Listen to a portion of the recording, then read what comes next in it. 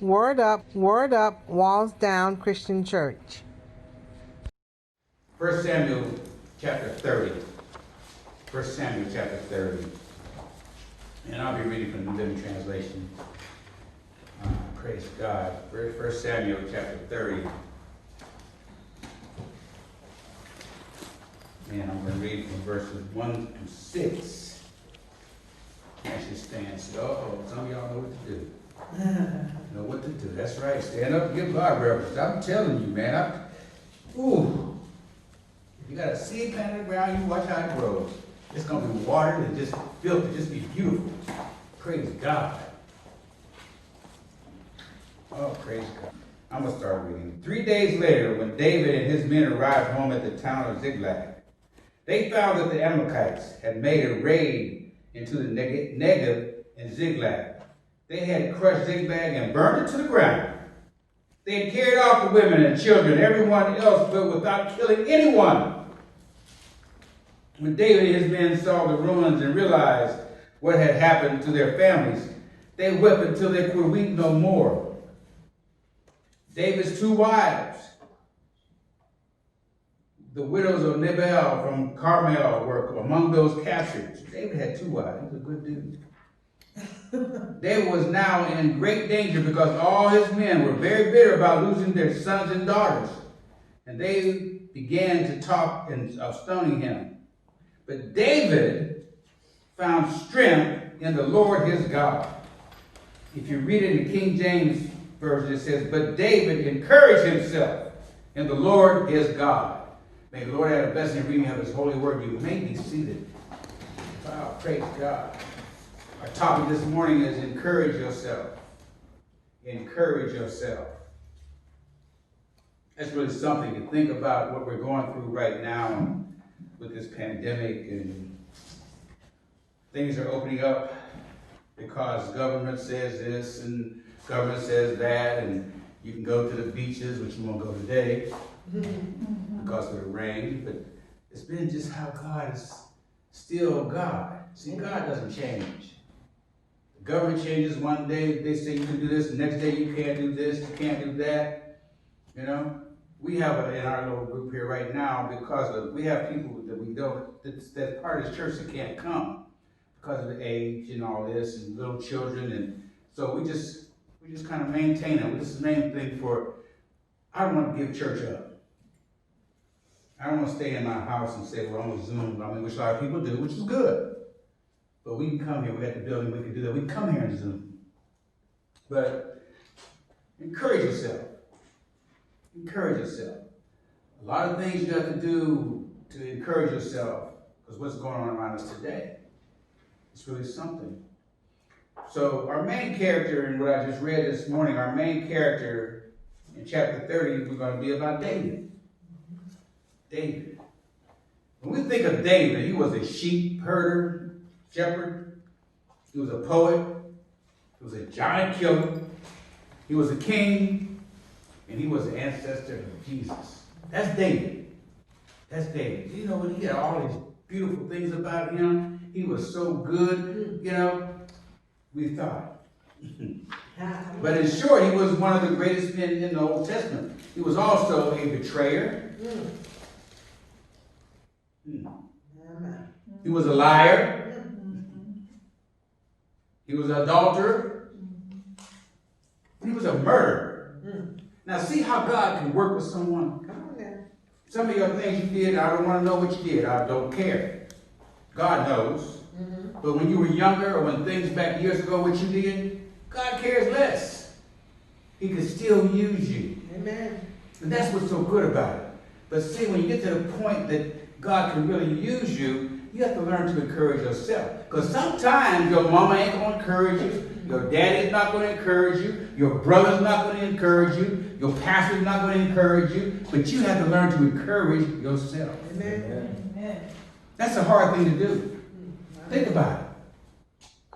Well, how do you encourage us? You know, a lot of times I be driving. And God talks to me when I'm driving, you know. And sometimes I got to be careful because I don't want to get, Lord, God, you said that about this? God, we should do this? And God, this is what's going on. Sometimes I gotta learn to pull, I should pull off the side of the road. Because I feel so happy because God has really telling me, encourage yourself. It's not bad, it's not as bad as you think it is. And see, that's what we do today. We think things are so bad. Can't go here, we can't go there, we gotta do this, gotta do that. But most of the things we should have been doing, like washing our hands. Wow. You should have washed your hands anyway. A lot of times you come in the house, you've been out grocery shopping, you pick up your bags of groceries, you tuck back your bags of groceries, you pick them up, you take them in the house, you do what you gotta do, you go in the refrigerator, put stuff up. You should have washed your hands. See, but you gotta learn to encourage yourself now. Amen. See, encourage yourself. If you really want to get into what David's about, what this whole thing we're talking about in chapter 30, you should read chapter 27, 28, and 29. And then it gets you ready for chapter 30.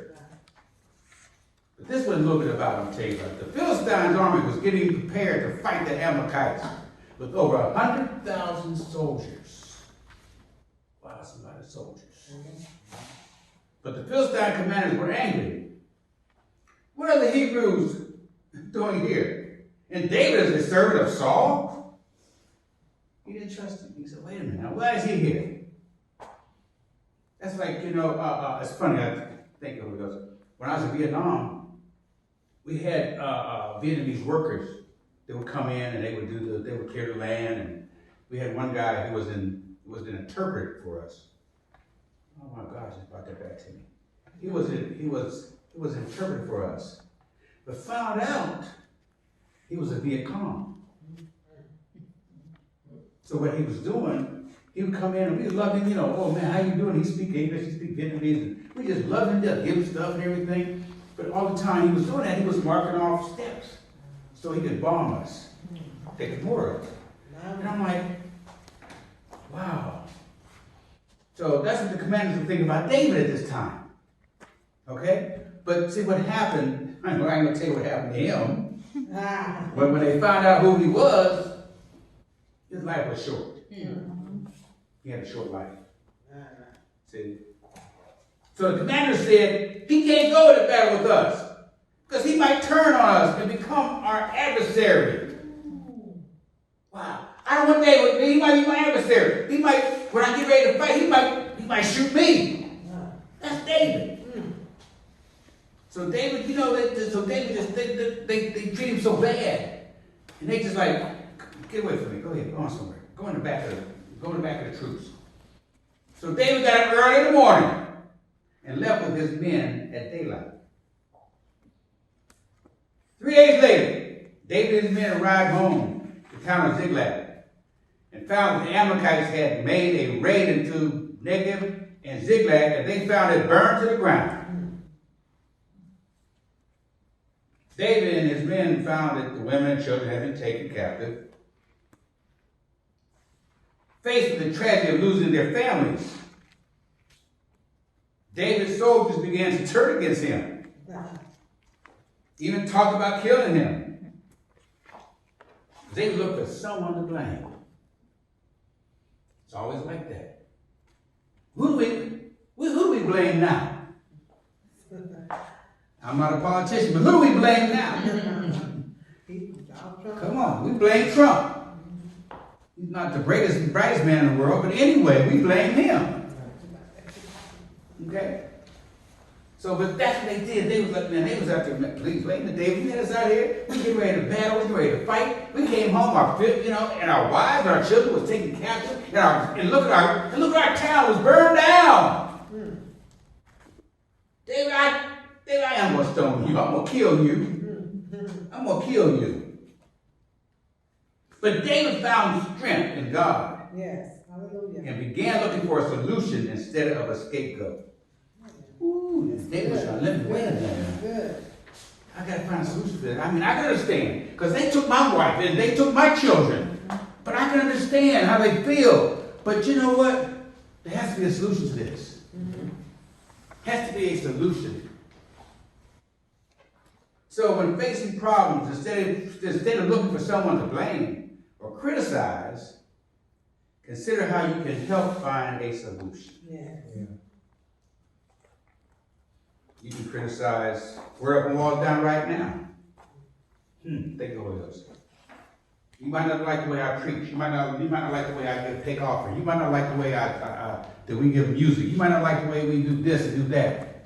But don't criticize us. Find a solution. Yeah. Find a solution. I'm not the point of saying, well, I can't hear what you got to tell me, but you have to find a solution. Amen. So we are so quick to criticize people. But you got to find a solution. Criticize your husband, because he didn't take out the garbage. Criticize your wife, because she didn't back you in the living room. Criticize your children, because they just didn't listen to what you had to tell them. We'll find a solution.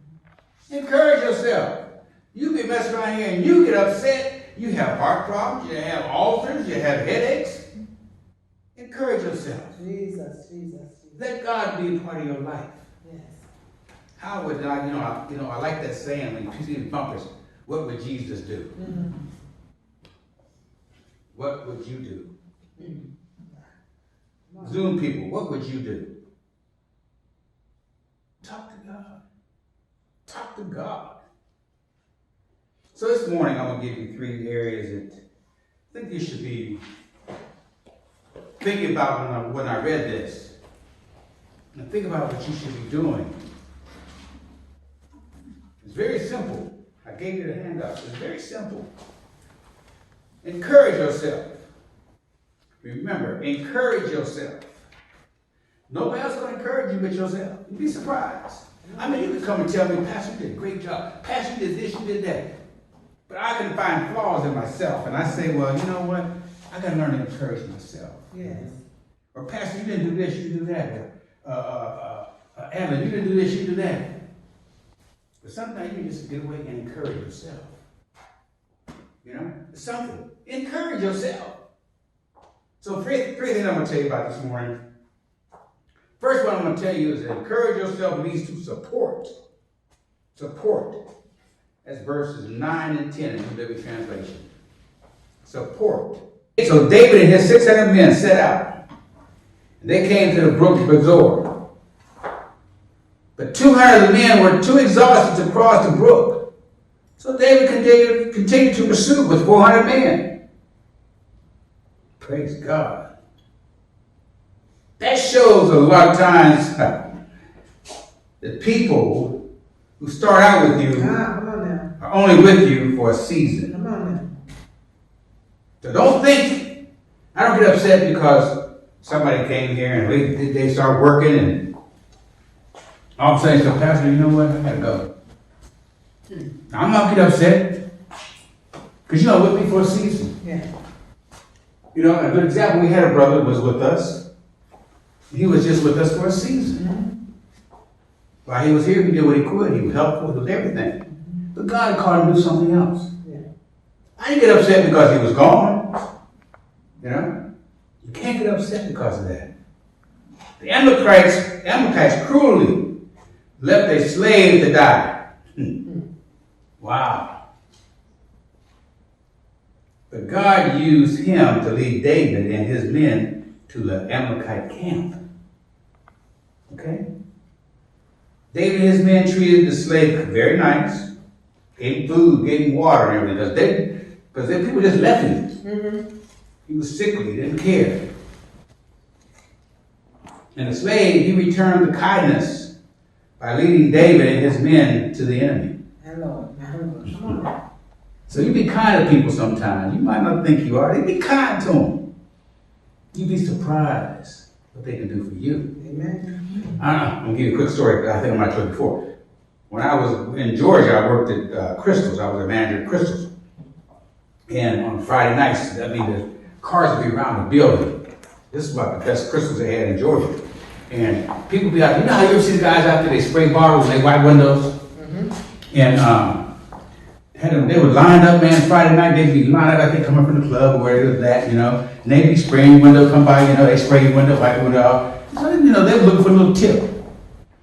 And so my general manager was special. He'd go out and say, get them out of there. They don't even mess up people. Get them out of there. I said, hey, look, ain't nobody complaining. Let them do what they got to do. So they went on to their thing. So one Friday night, I hang at this club on Thursday, Friday, and Saturday. So one Friday night, I'm at the club, I'm sitting at the bar. This guy came up, dressed up, nice suit and tie and everything. How you doing? I said, I'm doing fine. How you doing? He said, buy me a drink. I didn't know this guy. Who would he buy me a drink? He said, you don't know who I am, do you? No, I don't. That was one of the men that was out there washing our windows in the cars. But God had brought him up to a point. This man looked good, had a nice suit on, tie, looking good. Had money in his pocket. Yeah. So when somebody wanted to just tell a man, get out of here, we were kind enough to say, let the man alone. He just wanted to make a couple dollars. He made quite a bit. I should have been washing some cars, I think. But see, I'm just trying to tell you. See, you got to be kind to people. Amen. You have to be kind to people. Because you don't know when you're going to see them again or what they're going to do. Amen. You know what? You be mean to them and see what happens. If they're a child of God, you really got a problem. Hey, Pop, come on now. You really got a problem. So be kind to people. Yeah. So you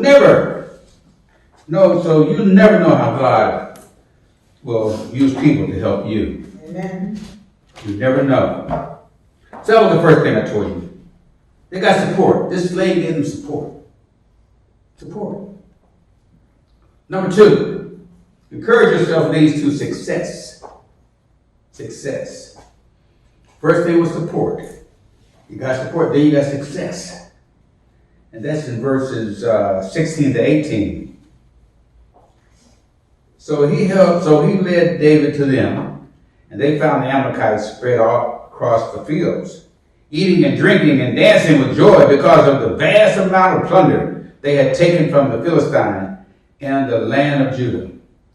Verse 17, and David and his men rushed in among them and slaughtered them throughout the night and the entire next day until evening.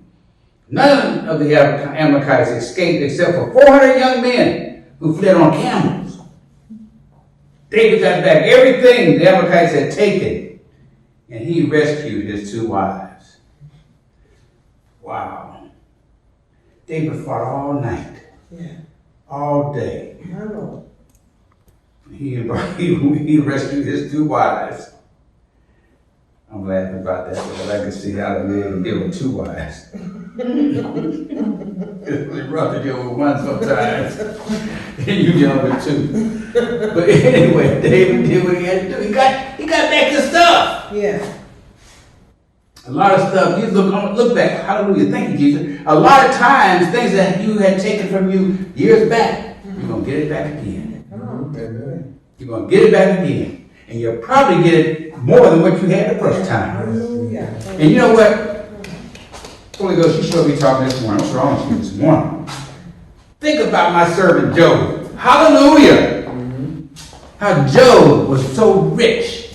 Children, family, wives, everybody. And the devil messed around and took his stuff. And God says, you can take his stuff, but you can't kill it. That's what you got sometimes. God can take, you know what, the devil will take your stuff. Yeah. But God ain't gonna let him kill you. He ain't gonna let him kill you. And if you stay steadfast and believing in God, you get back more than what you had. Yeah. If you read the book of Job, you'll see what Job went through. Even Job's own wife said, look, you need to curse God. I can see Job now, you foolish woman, get out of my face. I'm telling you. But sometimes, now Job really encouraged himself. Amen. Even his friends, even when he got sick, even his friends turned on him. Come on, man. Come on, Job. You sick? Oh, hallelujah. But Job encouraged himself. Thank you, Jesus. So that's what we're talking about this morning. David really encouraged himself. Yes. I don't want to keep you here too long. I'm not going to read anything. I have something I'm going to read to you, but let's go on. That's number 2. Encourage yourself leads to support. Encourage yourself leads to success. Number three. Encouraging yourself leads to survival. Survival. All right now. Think about that. First we had support. Then we had success. Now we got survival. Yes. And if your handouts look and see, tell you what you have, the entire chapter tells you about survival. The entire chapter tells you how David survived. Yes. I mean, he went through a lot. He went through his men wanting to kill him. They captured his wives and daughters. But yet still, he had enough. He went to help somebody who was a slave. Yes. The man was a slave. The people just turned to get away. Because you're sick, you can't travel with us. Mm-hmm. David said, you know what, let's get this man some water. Let's give him some food. Yeah. Let's just handle things with him. And all they did, David said, okay, fine. The man said, I tell you what, I know where they at. I know where they're camped at. But just one thing I ask you, David, don't you turn me back over to them again. Yeah. Because they're gonna do the same thing to me now. David said, okay, no problem. So the man led him to the camp. And the camp, the people out there having a good time. They party. They have 5 bonfires and they drinking and they dancing and having a good time. And gave him opportunity to just go in and just, hey, we got you. I'm taking back my stuff. Praise God. Yes. Hallelujah. So I told you this morning, support, success, and survival. Yes. Those 3 things. And read the entire chapter. If you really want to know about a good war story and see how things happen, read chapters 27, 28, and 29 that lead up to chapter 30. It's awesome. It's awesome. Jesus. So in closing this morning, you are really in a position that you must encourage yourself. You're in a position right now, you must encourage yourself. Amen. Amen. I know it's hard, but a lot of times, if you're by yourself, if you're single, you have to encourage yourself because people around you, maybe your brothers and sisters around you, they're not around you, or maybe your friends not around you. Because this pandemic, this virus. Like I said before, you can't go to movies, you can't, so you have to wear a mask, wash your hands regularly, 6 feet distance. But you have to learn to encourage yourself. Encourage yourself. Like David said in King James verse 6, David encouraged himself in the Lord his God. We shouldn't need someone else to encourage us. We shouldn't need someone else to encourage us.